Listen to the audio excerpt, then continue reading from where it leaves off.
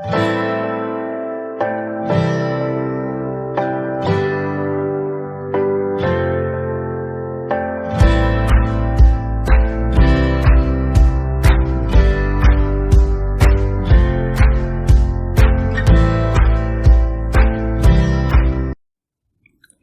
Video में हम discuss करेंगे क्लास 9th के सब्जेक्ट साइंस का चैप्टर नंबर 1 जिसका नाम है मैटर इन आवर सराउंडिंग्स। इसको 2 वीडियोस में डिस्कस किया जाएगा, पार्ट 1 और पार्ट 2। पार्ट 1 में हम डिस्कस करेंगे चैप्टर के सभी कॉन्सेप्ट यानी कि कंप्लीट चैप्टर, और पार्ट 2 में डिस्कस करेंगे जो भी इंपॉर्टेंट क्वेश्चंस हैं या एक्स्ट्रा थिंग्स हैं इस चैप्टर के वो। तो ये पार्ट 1 है, शुरू करते हैं। चैप्टर में सबसे पहले आता है मैटर। मैटर क्या है, इसकी डेफिनेशन क्या है। तो मैटर को हिंदी में पदार्थ कहा जाता है, और matter is a substance which have mass and occupies space. Matter हमारा कोई भी ऐसा सब्सटेंस जिसमें मास हो और जो स्पेस ऑक्यूपाई करे यानी कि जगह को घेरे, उसे कहा जाएगा मैटर। यहां पर मैं मास को थोड़ा सा एक्सप्लेन कर देता हूं। मास का मतलब होगा कि जो भी हमारा सब्सटेंस है उसमें कितने नंबर ऑफ एटम्स प्रेजेंट हैं, और जो भी नंबर ऑफ एटम्स प्रेजेंट होंगे यानी कि जो मास है इसको मेजर किया जाता है किलोग्राम। ठीक है, बेसिक यूनिट इसकी किलोग्राम में इसे मेजर किया जाता है, और जो मास है वो कांस्टेंट होता है सभी जगहों पर। अगर हमें चांद यानी कि मून पर किसी चीज का हम मास करेंगे तो वो सेम रहेगा जितना अर्थ पर होगा। ठीक है, या फिर स्पेस में भी करेंगे तो सेम रहेगा हर जगह पर। ठीक है, and matter is made up of tiny particles, और जो मैटर है वो टाइनी यानी कि छोटे छोटे पार्टिकल्स से बना है, और पार्टिकल्स के बारे में हम डिटेल में पढ़ेंगे आने वाले सेक्शंस में आगे। तो मैटर के कुछ एग्जांपल्स ले लेते हैं, जैसे कि नोटबुक, पेन, स्टार, सन, प्लैनेट, एयर। इन सभी चीजों में ये सभी चीजें जगह भी घेरती हैं, स्पेस ऑक्यूपाई भी करती हैं, और इनका मास भी होता है। तो ये सभी चीजें क्या होंगी, मैटर। ये एग्जांपल हो गए मैटर के। ठीक है, नेक्स्ट है कैरेक्टरिस्टिक्स ऑफ पार्टिकल्स। जो पार्टिकल्स, जिन छोटे छोटे पार्टिकल्स से मैटर बना है, तो इन पार्टिकल्स की कुछ विशेषताएं, इनके कुछ विशेष गुण क्या होते हैं। तो फर्स्ट है, इसमें सबसे पहला है दे आर कंटिन्यूअसली मूविंग। जो भी पार्टिकल्स होते हैं मैटर के वो लगातार मूव करते रहते हैं, मोशन में रहते हैं। ठीक है, चलते रहते हैं या फिर गति में रहते हैं कह सकते हैं हम। सेकंड है they having space between them. जो भी पार्टिकल्स हैं उनके बीच में खाली स्थान, खाली जगह, ब्लैंक स्पेस होता है। ठीक है, third they attract each other. जो भी पार्टिकल्स हैं मैटर के वो एक दूसरे को अट्रैक्ट करते हैं। अट्रैक्ट करने का मतलब क्या होगा, जैसे मैग्नेट आयरन को अट्रैक्ट करती है, इसी तरह से पार्टिकल्स जो है मैटर के वो एक दूसरे को अट्रैक्ट करते हैं, लेकिन इसकी फोर्स जो है मैग्नेट जितनी तो नहीं होगी, लेकिन उससे कम होती है। तो उसी तरह की फोर्स से ये एक दूसरे को अट्रैक्ट करते हैं। अब नेक्स्ट पेज पर जो ये कैरेक्टरिस्टिक्स हैं पार्टिकल्स के, गुण हैं जो पार्टिकल्स के, इनको एक एक करके डिटेल में पढ़ेंगे एग्जाम्पल के साथ। ठीक है, मैटर के पार्टिकल्स का पहला कैरेक्टर क्या था, particles of matter are continuously moving. जो भी मैटर के पार्टिकल्स होते हैं वो लगातार मूव होते रहते हैं, गति में रहते हैं हमेशा। ठीक है, तो इसको एक एग्जाम्पल एक्टिविटी से समझ लेते हैं किस तरह से ये मूवमेंट में रहते हैं। तो आपको करना क्या है, एक ग्लास वाटर लेना है। ठीक है, और इस वाटर को बिल्कुल टेबल पर रख दीजिए, इसे बिल्कुल भी हिलाना नहीं है। जब ये बिल्कुल शांत अवस्था में आ जाए, जब ये बिल्कुल रेस्ट पोजीशन में आ जाए, वाटर पानी नहीं हिल रहा हो, तब उसमें 2 से 3 ड्रॉप इंक डाल देनी है। कोई भी कलर की इंक को आपको उसमें डाल देनी है। आप जब इसमें इंक डालेंगे, ठीक है, आपको बिल्कुल भी हिलाना नहीं है पानी को, तो ये इंक जो है वो धीरे धीरे इसमें मिक्स होना शुरू हो जाएगी। अपने आप ही ऐसे धीरे धीरे इसमें अपने आप ही मिक्स हो जाएगी। 2 से 3 मिनट में आप देखेंगे कि पूरे पानी में पूरी तरह से इंक जो है वो मिक्स हो गई है। तो हमने तो पानी को बिल्कुल भी हिलाया नहीं है, फिर भी इंक इसमें कैसे मिक्स हो गई, क्योंकि जो भी वाटर के पार्टिकल्स हैं उनमें क्या है, काइनेटिक एनर्जी है। ठीक है, वो लगातार मूवमेंट में रहते हैं। तो जो भी पार्टिकल्स हैं, पार्टिकल्स पोजेस काइनेटिक एनर्जी, क्योंकि वाटर के जो पार्टिकल्स हैं उसमें काइनेटिक एनर्जी है, और काइनेटिक एनर्जी रिस्पॉन्सिबल होती है किसी भी तरह की मूवमेंट की। तो जो भी वाटर के पार्टिकल्स हैं वो लगातार मूव कर रहे हैं। ठीक है, तो मूव करने के कारण ही जो इंक है वो इसमें यूनिफॉर्मली बराबर हर जगह पर पहुंच जाएगी। उसके बाद as the temperature rise particles move faster because kinetic energy increases. और जैसे जैसे हम किसी भी मैटर का जैसे ही हम टेम्परेचर इंक्रीज करेंगे, कोई भी हमारे पास सब्सटेंस है उसका टेम्परेचर इंक्रीज करेंगे तो उसके पार्टिकल्स की जो स्पीड है वो भी इंक्रीज हो जाएगी, ठीक है। और अगर हम टेम्परेचर डिक्रीज करेंगे तो उसके पार्टिकल्स की स्पीड भी डिक्रीज यानी कि कम हो जाएगी। तो आपने नोटिस किया होगा कि जब हम वाटर में शुगर को मिक्स करते हैं, ठीक है, वाटर में हम शुगर को मिक्स कर रहे हैं, अगर हम हॉट वाटर गर्म पानी में शुगर को मिक्स करते हैं तो वो बहुत जल्दी मिक्स हो जाती है। अगर हम ठंडे पानी में मिक्स करते हैं तो वो थोड़ा ज्यादा समय लेती है as compare to hot water. तो हॉट वाटर में काइनेटिक एनर्जी ज्यादा होती है, इसलिए उसके पार्टिकल्स जो हैं वो ज्यादा तेज मूव कर रहे होते हैं, इसलिए उसमें जल्दी मिक्स हो जाती है, ठीक है। नेक्स्ट है मूवमेंट। जो भी पार्टिकल्स की मूवमेंट होती है वो मिनिमम इन सॉलिड में बिल्कुल कम होती है, मोर इन लिक्विड में सॉलिड से ज्यादा होती है, और मैक्सिमम इन गैसेज में ये बहुत ज्यादा होती है, ठीक है। तो मैटर के पार्टिकल्स की सेकंड कैरेक्टरिस्टिक्स क्या था, उनकी सेकंड विशेषता क्या थी कि particles of matter having space between them. जो भी मैटर के पार्टिकल्स होते हैं उनके बीच में स्पेस यानी कि खाली जगह होती है। इसे एक एक्टिविटी से समझते हैं। आपको फिर से एक गिलास पानी लेना है। एक गिलास पानी लेने के बाद आपको स्केच पेन से मार्क कर देना है, जितना भी आपने पानी लिया है, जितना भी उसमें पानी है उस लेवल को मार्क कर देना है, ठीक है। उसके बाद आपको 2 से 3 चम्मच या तो शुगर या फिर सॉल्ट इसमें ऐड करना है। सॉल्ट और शुगर इसमें ऐड करने के बाद वाटर में इसे पूरी तरह से मिक्स करना है। आप चम्मच की सहायता से इसे मिक्स कर सकते हैं, ठीक है। जब शुगर या सॉल्ट पूरी तरह से इसमें मिक्स हो जाए तो आपको फिर से वाटर लेवल चेक करना है। तो आप देखेंगे कि वाटर लेवल जितना पहले था, शुगर ऐड करने से पहले था, और शुगर पूरी तरह से मिक्स होने के बाद वाटर लेवल उतना ही रहा, वाटर लेवल नहीं बढ़ा। तो हमने तो इसमें शुगर भी ऐड की थी, वाटर लेवल इंक्रीज होना चाहिए था, तो वाटर लेवल इंक्रीज क्यों नहीं हुआ? क्योंकि जो भी वाटर के पार्टिकल्स हैं, वाटर के जो भी पार्टिकल्स हैं उनके बीच में क्या है, स्पेस, खाली जगह है, और जो ये शुगर थी, शुगर ने उसी खाली जगह को भर दिया, इसीलिए वाटर के लेवल में कोई भी इंक्रीमेंट यानी कि बढ़ोतरी नहीं हुई, ठीक है। नेक्स्ट है the space between the particles. जो भी स्पेस होता है पार्टिकल्स के बीच में वो मिनिमम इन सॉलिड्स में वो बहुत कम होता है, मोर इन लिक्विड्स में थोड़ा सा ज्यादा होता है, एंड मैक्सिमम इन गैसेज, और गैसेज में सबसे ज्यादा होता है, ठीक है। तो मैटर के पार्टिकल्स का थर्ड कैरेक्टरिस्टिक्स क्या था, थर्ड गुण क्या था कि particles of matter attract each other. जो भी मैटर के पार्टिकल्स होते हैं वो एक दूसरे को अट्रैक्ट यानी कि एक दूसरे को अपनी तरफ खींचते हैं, या फिर कह सकते हैं आकर्षित करते हैं। इसे एक एक्टिविटी से समझते हैं। तो एक्टिविटी के लिए आपको जाना पड़ेगा वाटर टैप यानी कि नल के पास। नल जो होगा आपको इसको ऑन करना है। ऑन करने के बाद जैसे ही इसमें से पानी आना शुरू हो जाएगा तो आपको पानी के बीच में आपको अपनी उंगली यानी कि फिंगर रखनी है, पानी के बहाव के बीच में। ये आपकी हो गई फिंगर। तो पानी आपकी फिंगर से टकराएगा और दो अलग अलग, इस तरह से पानी आपकी फिंगर से टकराएगा और दो अलग अलग स्ट्रीम्स में बट जाएगा। ये फिंगर जो होगी आपको थोड़ी सी दूर रखनी है, ठीक है, वाटर टैप से थोड़ा सा दूरी पर। तो ये अलग अलग हो जाएगा, ठीक है। लेकिन जैसे ही आपकी फिंगर उंगली को ये क्रॉस करेगा तो ये वापस एक ही स्ट्रीम में इस तरह से जुड़ जाएगा, ठीक है, एक ही इसका बहाव एक ही हो जाएगा। तो हमने यहां पर ब्रेक किया, ब्रेक करने से पानी का बहाव अलग अलग हो जाना चाहिए था, लेकिन क्यों नहीं हो पाया? क्योंकि जो भी इस वाटर के पार्टिकल्स हैं वो एक दूसरे को अट्रैक्ट कर रहे हैं, यहां पर ये एक दूसरे को अपनी तरफ खींच रहे हैं।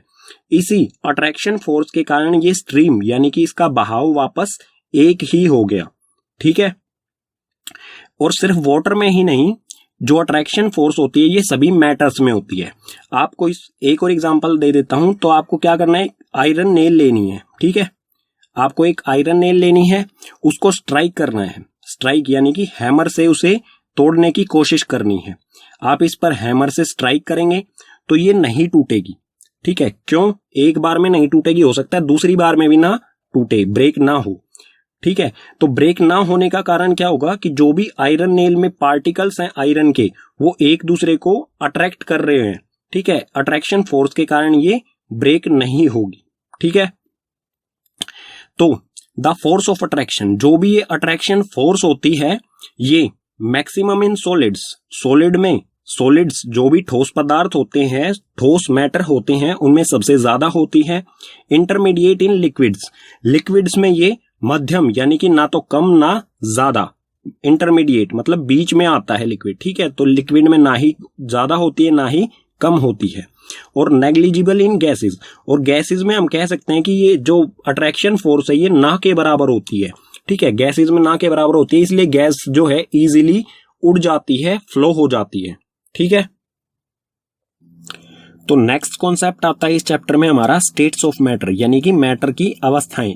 तो मेनली 3 स्टेट्स ऑफ मैटर होती हैं, सॉलिड, लिक्विड और गैस। तो इनको एक एक करके डिटेल में पढ़ते हैं। सबसे पहले सॉलिड। तो सॉलिड का मतलब होता है हिंदी में ठोस, ठीक है। तो सॉलिड के जो पार्टिकल्स होते हैं वो कुछ इस तरह से होते हैं, जैसे एक ब्लू डॉट है, उसको एक पार्टिकल समझे, तो ये पार्टिकल्स के बीच में स्पेस ना के बराबर है, या फिर कह सकते हैं बहुत कम है, ठीक है। तो इसकी फर्स्ट प्रॉपर्टी आ रही है, इसका पहला गुण डेफिनेट शेप, यानी कि इसकी जो आकृति होती है, शेप जो होती है वो निश्चित होती है। एग्जाम्पल के लिए आप टेबल देख सकते हैं, आपके घर में होगा टेबल, जो कि अपने आप कभी भी अपनी शेप चेंज नहीं कर सकता है, ठीक है। तो उसकी शेप जो है वो निश्चित होती है। इसी तरह से डिस्टिंक्ट बाउंड्रीज, उसकी बाउंड्रीज भी निश्चित होती हैं, वो कभी भी अपनी बाउंड्रीज को आगे क्रॉस नहीं करता है। जैसे टेबल है, एक जगह से दूसरी जगह अपने आप कभी भी नहीं जाता है, ठीक है। थर्ड है रिजिड, रिजिड यानी कि कठोर, जो भी सॉलिड होते हैं वो कठोर होते हैं, ठीक है। थर्ड है इनकम्प्रेसिबल, सॉलिड के पार्टिकल्स के बीच में स्पेस बहुत कम होता है, अगर स्पेस कम है तो उसे कंप्रेस नहीं किया जा सकता है, तो ये इनकम्प्रेसिबल होते हैं, यानी कि इन्हें कंप्रेस दबाया नहीं जा सकता है। लास्ट है डेफिनेट वॉल्यूम, इसका आयतन, सॉलिड का जो आयतन होता है वो डेफिनेट यानी कि निश्चित होता है। निश्चित कैपेसिटी, कैपेसिटी इसकी कभी भी चेंज नहीं होगी सॉलिड की, ठीक है। अब देखते हैं लिक्विड। लिक्विड के पार्टिकल्स आप देख सकते हैं, इनमें थोड़ा सा ज्यादा गैप होता है एज कंपेयर टू सॉलिड, ठीक है। स्पेस सॉलिड से ज्यादा होगा। तो इसकी प्रॉपर्टीज देख लेते हैं। नो डेफिनेट शेप, लिक्विड की कोई भी डेफिनेट निश्चित शेप नहीं होती है। अगर आपके पास कोई भी लिक्विड लाइक एग्जांपल ले लेते हैं हम इसका एक, जैसे वाटर एक लिक्विड होता है, अगर आप उसे कप में डालोगे तो वो कप की शेप ले लेगा, जग में डालोगे तो जग की शेप ले लेगा, ग्लास में डालोगे तो ग्लास की शेप ले लेगा। तो इसकी कोई भी शेप नहीं होती है, जिस भी कंटेनर में इसे डाला जाएगा ये लिक्विड उसी कंटेनर की शेप ले लेता है, ठीक है। No definite boundaries, no definite boundaries यानी कि इसकी कोई भी निश्चित बाउंड्रीज नहीं होती हैं। जैसे आप कोई भी लिक्विड है, लाइक वाटर ही एक एग्जांपल ले लेते हैं, अगर आप उसको ओपन फ्लोर पर रखोगे लिक्विड को, तो वो क्या करेगा, उसकी कोई भी बाउंड्रीज हम क्लियरली यही नहीं बता सकते हैं कि इसकी बाउंड्रीज क्या होंगी, क्योंकि उसे जहां पर भी जगह मिलेगी वो उसी तरह फ्लोट हो जाएगा, बहकर निकल जाएगा। थर्ड है फ्लूइडिटी, फ्लूइडिटी का मतलब होता है बहाव। तो लिक्विड जो होता है वो इजीली बहता है, उसकी एक प्रॉपर्टी होती है जिसे कहते हैं बहना, तो फ्लूइडिटी उसी को कहा जाता है, ठीक है। फोर्थ है लो कंप्रेसिबिलिटी, इसके पार्टिकल्स के बीच में स्पेस थोड़ा सा ज्यादा होता है सॉलिड से, ठीक है। तो थोड़े से स्पेस को कम किया जा सकता है उसे कंप्रेस करके, तो थोड़ा सा इसे कंप्रेस भी किया जा सकता है लिक्विड को। उसके बाद है डेफिनेट वॉल्यूम, सॉलिड का भी जो आयतन है वो निश्चित होता है, यानी कि कैपेसिटी उसकी डेफिनेट होती है, निश्चित होती है। इसी तरह जो लिक्विड है उसकी भी कैपेसिटी यानी कि वॉल्यूम या फिर आयतन इसका भी निश्चित होता है, ठीक है। अब देखते हैं गैस के पार्टिकल्स को आप देख सकते हैं, इसमें थोड़ा मतलब बहुत ज्यादा गैप है एज कंपेयर टू सॉलिड, और लिक्विड से अगर हम इसकी कंपेयर करें तो सबसे ज्यादा गैप किसके पार्टिकल्स में है, गैस के पार्टिकल्स में। इस ज्यादा स्पेस की वजह से ही इसकी कुछ प्रॉपर्टीज हैं। नो डेफिनेट शेप, इसकी कोई डेफिनेट शेप नहीं होती है। अगर किसी भी कंटेनर में हम गैस को डालेंगे, बलून में हम एयर भरते हैं, एयर डालते हैं तो वो बलून की शेप ले लेता है, अगर किसी भी कंटेनर में डालेंगे तो वो उसी की शेप ले लेता है, तो इसकी कोई भी निश्चित शेप नहीं होती है। नो डेफिनेट बाउंड्रीज, और इसकी कोई भी डेफिनेट बाउंड्रीज नहीं होती हैं। जैसे कि हम एक बीकर लेते हैं, इसमें हम कोई एयर गैस डालते हैं तो वो गैस क्या होगी, इस बीकर को भी फुल कर देगी और इसके बाहर भी निकल जाएगी और दूर दूर तक फैल जाएगी। तो इसकी कोई भी बाउंड्रीज नहीं होती हैं, कोई भी निश्चित इसकी सीमाएं नहीं होती हैं, कहीं पर भी ये जा सकती है। थर्ड है फ्लूइडिटी। फ्लूइडिटी, जैसे कि लिक्विड में भी फ्लूइडिटी यानी कि बहाव होता है, इसी तरह से गैस भी बहकर एक जगह से दूसरी जगह पर जा सकती है। ठीक है। फोर्थ है हाई कंप्रेसिबल। हाई कंप्रेसिबल यानी कि इसे कंप्रेस यानी कि दबाया जा सकता है, इसके पार्टिकल्स को पास पास में लाया जा सकता है प्रेशर अप्लाई करके। क्यों हाईली कंप्रेसिबल क्यों है ये? क्योंकि इसके पार्टिकल्स में ज्यादा स्पेस है, जितना ज्यादा स्पेस होगा उतनी ही हाई कंप्रेसिबल होगी। ठीक है। लास्ट है नो डेफिनेट वॉल्यूम। सॉलिड का वॉल्यूम जो है निश्चित होता है, लिक्विड का भी, लेकिन गैस का जो वॉल्यूम है वो निश्चित नहीं होता है। ठीक है।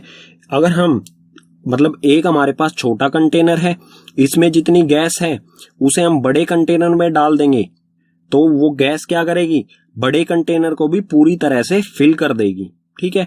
तो इसका वॉल्यूम, यहां पर तो इसका वॉल्यूम यानी कि आयतन कम था, यहां पर आने के बाद ज्यादा हो गया। तो गैस का जो है वॉल्यूम डेफिनेट नहीं होता है, निश्चित नहीं होता है। ठीक है। पीछे वाले पेज पर पढ़ा हमने मैटर के 3 स्टेट्स के बारे में, उनकी प्रॉपर्टीज के साथ, सॉलिड, लिक्विड और गैस के बारे में। अब हम देखेंगे change of states of matter, कि जो भी हमारा मैटर है उसकी स्टेट यानी कि सॉलिड, लिक्विड और गैस, उनमें किस तरह से चेंजेस किए जा सकते हैं, यानी कि सॉलिड से लिक्विड हम किस तरह से बना सकते हैं किसी मैटर को, या लिक्विड से गैस, या फिर इसे रिवर्स किस तरह से कर सकते हैं। ठीक है। तो इसके 2 तरीके होते हैं मैटर की स्टेट चेंज करने का। फर्स्ट है बाय चेंजिंग टेम्परेचर। अगर हम मैटर का टेम्परेचर चेंज कर दें तो उसे उसकी स्टेट चेंज की जा सकती है। और सेकंड है बाय चेंजिंग प्रेशर। अगर हम प्रेशर अप्लाई कर दें या प्रेशर कम कर दें तो भी मैटर की स्टेट चेंज की जा सकती है। एग्जाम्पल देखते हैं एक एक करके। तो सबसे पहले देखते हैं by changing temperature. Temperature change करने से मैटर की स्टेट किस तरह से चेंज की जा सकती है। तो मान लीजिए हमारे पास कोई सॉलिड सब्सटेंस है, कोई सॉलिड मैटर है। अगर हम उस सॉलिड मैटर को हीट करेंगे, गर्म करेंगे, तो वो कुछ समय बाद लिक्विड में चेंज हो जाएगा। ठीक है। और मान लीजिए हमारे पास लिक्विड मिल गया हमें वो, अगर हमने उसको फिर भी लगातार उसे हम हीट कर रहे हैं तो वो क्या हो जाएगा, लिक्विड से गैस में चेंज हो जाएगा। एग्जाम्पल ले लेते हैं जिससे आपको आसानी से ये समझ में आ जाएगा। तो हमारे पास क्या है, सॉलिड आइस है। आइस यानी कि बर्फ है हमारे पास, जो कि सॉलिड होता है। ठीक है। जब हम आइस को गर्म करते हैं यानी कि उसका टेम्परेचर इंक्रीज करते हैं, टेम्परेचर इंक्रीज करेंगे तो वो चेंज हो जाएगी वाटर में, पानी में वो चेंज हो जाएगी। ठीक है। और उसके बाद वाटर क्या है, एक लिक्विड, और लिक्विड वाटर को हम और हीट करते हैं, लगातार हम हीट करते जा रहे हैं उसे, तो उसमें से क्या होने लग जाएगा, उसमें से वेपर्स निकलने लग जाएंगे, भाप निकलने लग जाएगी। ठीक है। तो वाटर किस में कन्वर्ट हो जाएगा, वेपर यानी कि भाप में। ठीक है। इस तरह से भाप बनने लग जाएगी पानी की। और जो ये वेपर हैं ये गैस की फॉर्म होते हैं। ठीक है। तो ये हो गई यहां पर लिक्विड से गैस में चेंज हो गया। और इसी प्रोसेस को रिवर्स भी किया जा सकता है। रिवर्स करने का मतलब क्या होगा, अगर हमारे पास कोई गैस है उसका हम टेम्परेचर कम करेंगे यानी कि उसे ठंडा करेंगे तो वो लिक्विड में चेंज हो जाएगा। अगर हम लिक्विड को ठंडा करेंगे तो वो सॉलिड में चेंज हो जाएगा। जिस तरह से स्टीम यानी कि भाप जो होता है उसे ठंडा करने पर वो लिक्विड में चेंज हो जाता है, वाटर में। ठीक है। और वाटर को आप रेफ्रिजरेटर के फ्रीजर में रखेंगे आप अपने, तो वो क्या हो जाएगा, आइस में चेंज हो जाएगा वापस, यानी कि सॉलिड में। तो टेम्परेचर चेंज करने से हमने देखा कि मैटर की स्टेट किस तरह से चेंज होती है। अब देखते हैं हम बाय चेंजिंग प्रेशर। प्रेशर के चेंज होने से मैटर की स्टेट किस तरह से चेंज होगी। तो मान लेते हैं हमारे पास कोई गैस है। ठीक है। अगर हम गैस पर प्रेशर अप्लाई करेंगे तो गैस के पार्टिकल्स पास पास में आ जाएंगे, और जब इतने पास में आ जाएंगे जितना कि लिक्विड के पार्टिकल्स होते हैं, तो गैस जो है वो लिक्विड में चेंज हो जाएगी। ठीक है। और लिक्विड पे भी अगर हम प्रेशर अप्लाई करते रहेंगे तो वो सॉलिड में चेंज हो जाएगा। एग्जाम्पल देख लेते हैं। तो आपने इस तरह का जो लाइटर जो होता है वो देखा होगा। तो इसके अंदर क्या होता है, एक लिक्विड होता है जो कि एक गैस ही होती है, अगर लिक्विड में होता है वो, ठीक है। अगर हम इस बटन को प्रेस करते हैं, इस बटन को हम प्रेस करेंगे तो यहां से कोई गैस से निकलती हुई हमें दिखाई देती है। तो ये लिक्विड जो है वो गैस बन जाता है। क्यों? क्योंकि ये अंदर जो है वो लिक्विड गैस ही है। इस गैस को पहले प्रेशर अप्लाई किया गया है, किसी कंटेनर में डाल के इस गैस पर प्रेशर अप्लाई किया गया है, ठीक है। और ये हो गई है लिक्विफाई, यानी कि गैस को प्रेशर अप्लाई करके लिक्विड में चेंज किया गया है और ये लिक्विड इस लाइटर के अंदर डाल दिया गया है। जब हम इस बटन को प्रेस करेंगे तो इसमें से एक गैस निकलेगी, वो वापस लिक्विड जो है वो वापस गैस में चेंज हो जाता है, बिकॉज प्रेशर जो है वो कम हो जाता है। एटमॉस्फेरिक जो हमारे बाहर का, लाइटर के बाहर का जो टेम्परेचर है वो टेम्परेचर नहीं, प्रेशर जो है वो कम है। तो जैसे ही लिक्विड को कम प्रेशर होगा, इसका प्रेशर कम करेंगे तो गैस में चेंज हो जाएगा, ठीक है। इसी तरह से कोई सॉलिड हमारे पास carbon dioxide CO2, carbon dioxide हमारे पास गैस होती है CO2। अगर हम, ठीक है, ये सॉलिड होती है, सॉलिड गैस होती है। अगर इसका प्रेशर कम कर दिया जाए, CO2 का प्रेशर कम कर दिया जाए, ये होती है सॉलिड। अगर इसका प्रेशर कम कर दिया जाए तो ये डायरेक्ट गैस में चेंज हो जाती है, ये लिक्विड फॉर्म में नहीं जाती है, ठीक है। तो मैटर की स्टेट्स हम टेम्परेचर से और प्रेशर चेंज करने से मैटर की स्टेट भी चेंज कर सकते हैं। अब इनको थोड़ा थोड़ा डिटेल में और पढ़ लेते हैं, टेम्परेचर को भी और प्रेशर को भी। मैटर की स्टेट का टेम्परेचर चेंज करके किस तरह से उसकी स्टेट को चेंज किया जा सकता है, ये हम डीपली पढ़ते हैं। बाय चेंजिंग टेम्परेचर चेंज करके हम मैटर की स्टेट को किस तरह से चेंज कर सकते हैं। उसमें फर्स्ट है मेल्टिंग पॉइंट, यानी कि the temperature at which a solid melt to form liquid at atmospheric pressure is called its melting point. Melting point क्या होता है? ऐसा तापमान जिस पर कोई सॉलिड मेल्ट यानी कि पिघलना शुरू कर देता है और वो लिक्विड बनने लग जाता है। एटमॉस्फेरिक प्रेशर यानी कि हमारा जो वातावरण है, जहां पर आप बैठे होंगे, आपके चारों तरफ जो वातावरण है, जितना प्रेशर वहां पर है उसी प्रेशर पर, तो उसे कहा जाएगा उस मैटर का मेल्टिंग पॉइंट, ठीक है, जिस पर वो सॉलिड से लिक्विड में चेंज होने लगता है, ठीक है। तो इसे एग्जांपल से समझ लेते हैं। हमें क्या करना है, एक बीकर में आइस लेनी है, आइस यानी कि बर्फ, ठीक है। उसे बर्नर के ऊपर रखना है और उसमें एक थर्मोमीटर भी रखना है। और सबसे पहले हमें क्या करना है, थर्मोमीटर रखने के बाद उसका टेम्परेचर, तो आप टेम्परेचर देखेंगे कि आइस का टेम्परेचर जो है वो 0 डिग्री सेल्सियस होता है, ठीक है, 0 डिग्री सेल्सियस। उसके बाद हमें बर्नर को ऑन करना है, बर्नर जलाना है। बर्नर जलेगा तो इसमें हीट जाएगी। आप देखेंगे कि कुछ देर बाद जो है वो आइस धीरे धीरे करके पिघलना शुरू कर देगी, ठीक है। जब आइस आधी पिघल चुकी हो, फिर से हमें टेम्परेचर नोट करना है। तो आप देखेंगे कि टेम्परेचर जो है वो अभी भी 0 डिग्री ही है। आधी बर्फ पिघल चुकी है, आधी आइस मेल्ट होने के बाद भी टेम्परेचर 0 डिग्री, लेकिन हम तो इसे हीट दे रहे हैं, इसका टेम्परेचर इंक्रीज होना चाहिए था। हीट देने का मतलब क्या होता है, जिस भी चीज को हम हीट देते हैं उसका टेम्परेचर इंक्रीज होता है। तो हीट के कारण टेम्परेचर इंक्रीज नहीं हुआ। क्यों नहीं हुआ? Because of latent heat of fusion.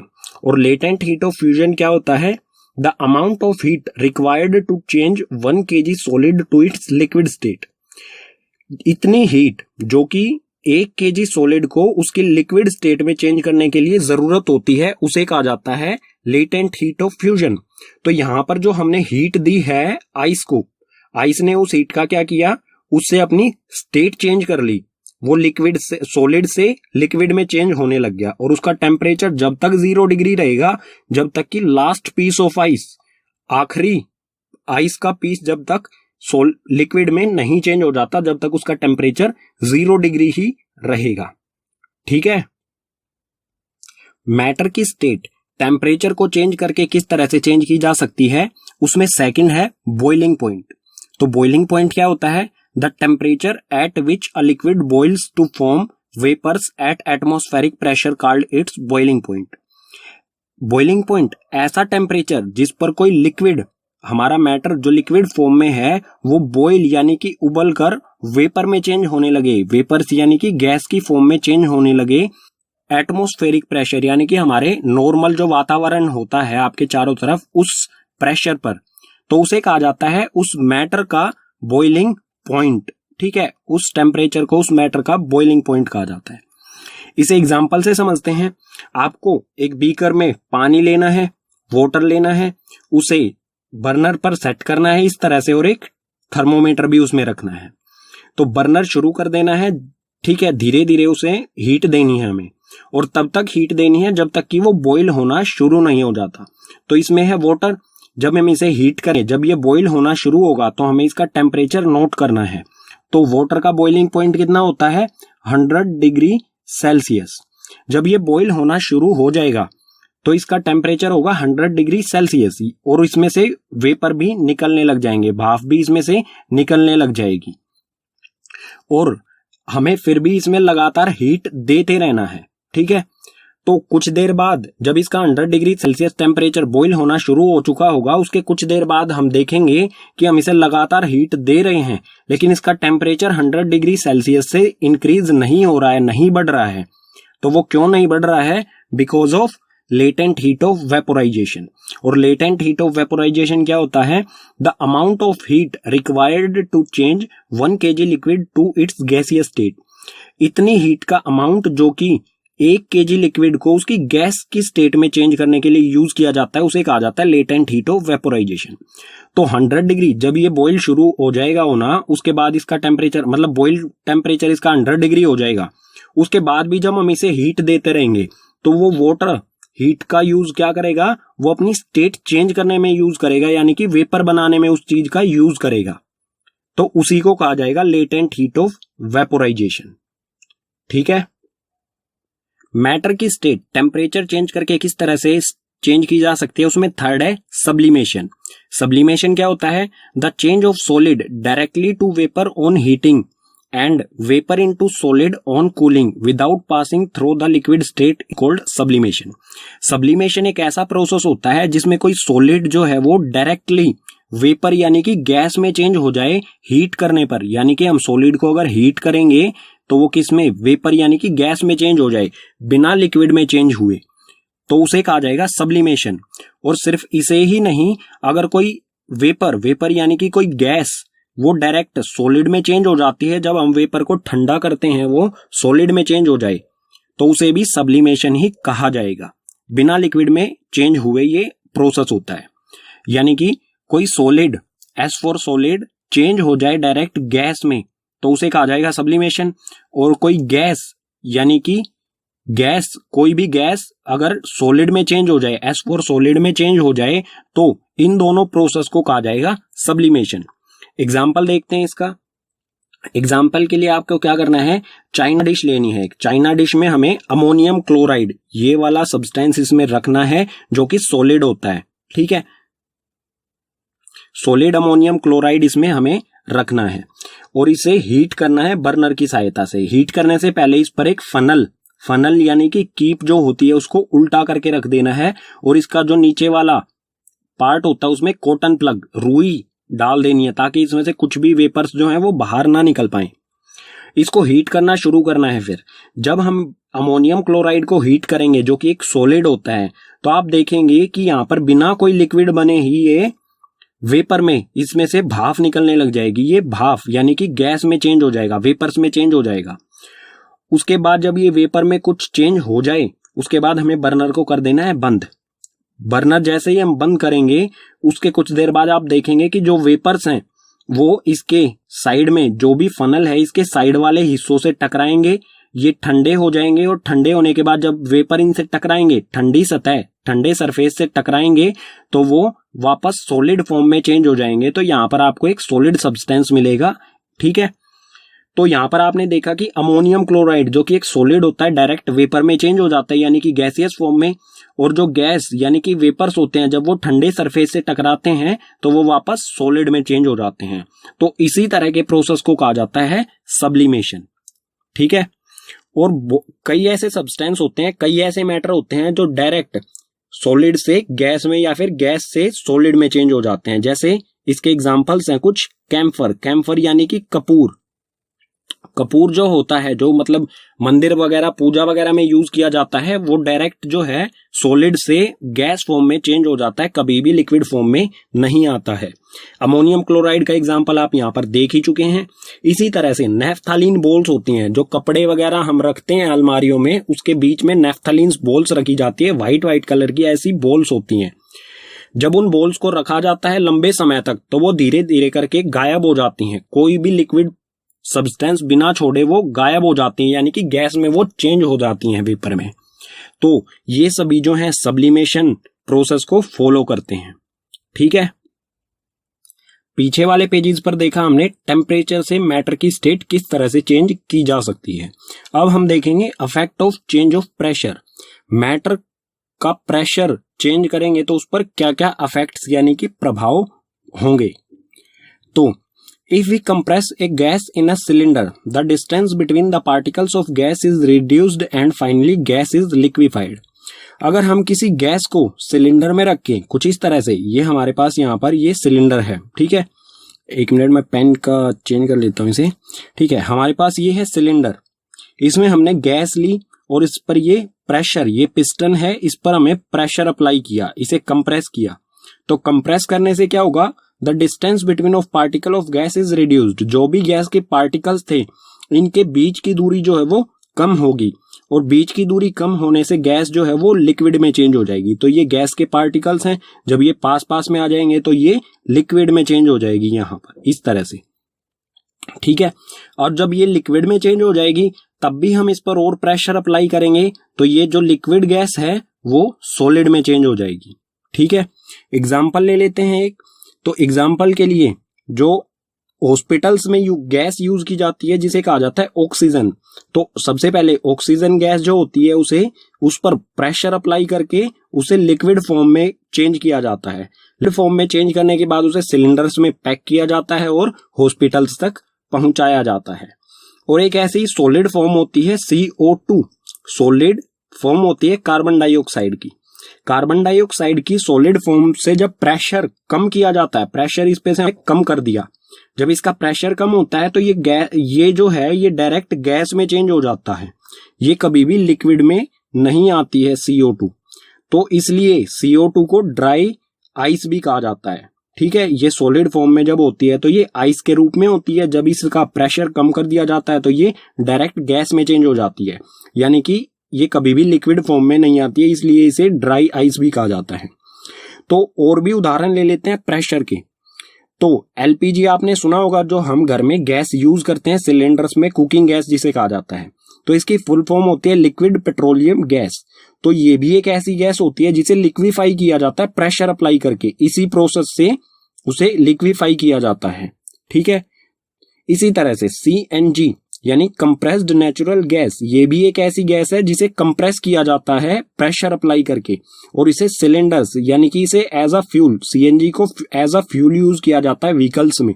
Petrol की जगह पर आजकल CNG का बहुत बड़े स्तर पर यूज किया जाता है, क्योंकि ये गैस ऐसी है, नेचुरल गैस है ये, इससे पोल्यूशन नहीं होता है। ठीक है, नेक्स्ट कॉन्सेप्ट आता है इस चैप्टर में हमारा वेपरेशन।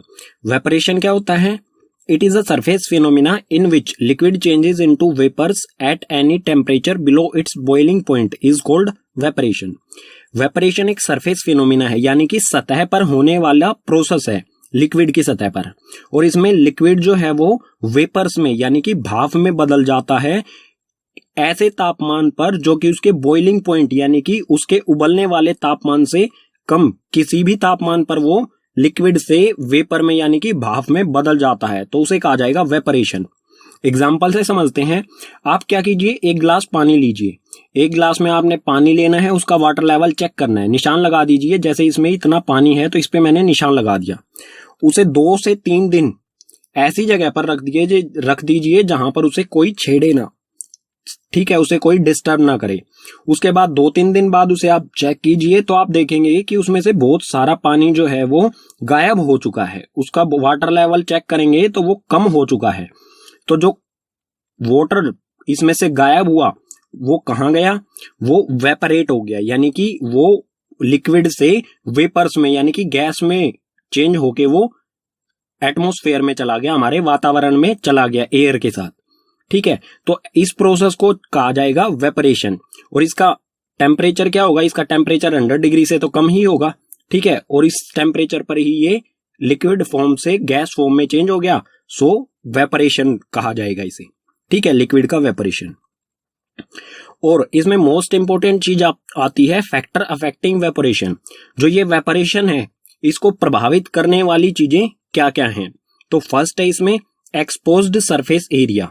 एक्सपोज सरफेस एरिया यानी कि सरफेस एरिया, यानी कि हम एग्जांपल से समझते हैं इसे। हमारे पास एक कप है, इसमें हमने वाटर लिया है, और हमारे पास एक बड़ी सी प्लेट है, इसमें पानी लिया, इसमें हमने 100 ml वाटर लिया है। ठीक है, 100 ml वाटर इसमें और 100 ml वाटर ही इसमें।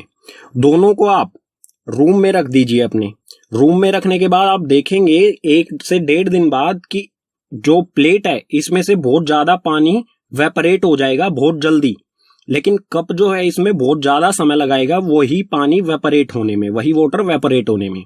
ऐसा क्यों है, क्योंकि जितना ज्यादा सरफेस एरिया, यहां पर आप देख सकते हैं प्लेट का सरफेस एरिया ज्यादा है, कप का कम है, तो जितना ज्यादा सरफेस एरिया होगा उतनी ही वेपरेशन तेजी के साथ होगी, और जितना सरफेस एरिया कम होगा उतनी ही वेपरेशन धीमी होगी। ठीक है, तो एक्सपोज सरफेस एरिया पर डिपेंड करता है वेपोरेशन की स्पीड। इसी तरह सेकंड है टेम्परेचर। टेम्परेचर पर भी डिपेंड करता है वेपोरेशन कितनी तेजी के साथ होगा और कितना धीमा होगा। इसे भी एग्जांपल से समझते हैं। आप 2 ग्लास ले लीजिए, एक ग्लास में सेम वाटर लेवल, मतलब दोनों में बराबर पानी लीजिए।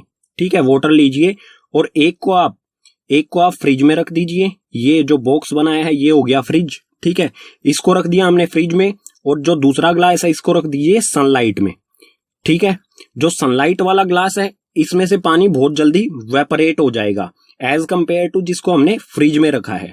तो ऐसा क्यों है, फ्रिज का टेम्परेचर जो है वो कम होता है और इस सनलाइट में रखा है इसका टेम्परेचर ज्यादा होगा। तो जितना टेम्परेचर ज्यादा होगा उतनी ही वेपरेशन तेजी के साथ होगी। ठीक है, और जितना टेम्परेचर कम होगा उतनी ही वेपरेशन धीमी होगी। ठीक है, थर्ड है ह्यूमिडिटी। ह्यूमिडिटी यानी कि आर्द्रता, नमी।